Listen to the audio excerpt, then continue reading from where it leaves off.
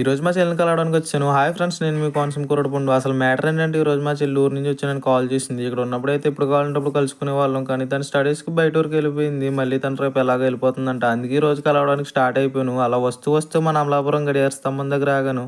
మన ఇండిపెండెన్స్ డేకి ఎగరేసిన జెండా ఇంకా రెపరెపలాడుతూనే ఉంది. వినాయక చవితి కూడా దగ్గరలోనే ఉంది కదా, పందిర్లు కూడా వేశారు.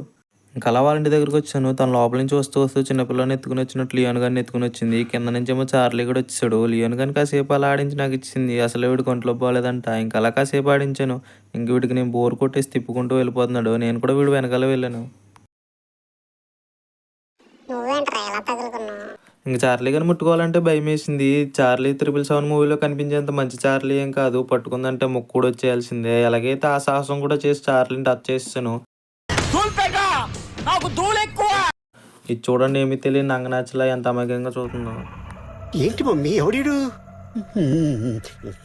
ఇంకా అలా మా చెల్లితో కాసేపు టైం స్పెండ్ చేసి బయలుదేరిపోయాను. మన వీడియోని ఎక్కువ ఫాలో అండ్ సబ్స్క్రైబ్ చేసుకుని వాళ్ళే చూస్తున్నారు. ప్లీజ్ సబ్స్క్రైబ్ అండ్ ఫాలో చేసుకోండి. నెక్స్ట్ వీడియోలో మళ్ళీ కలుద్దాం. Okay, bye.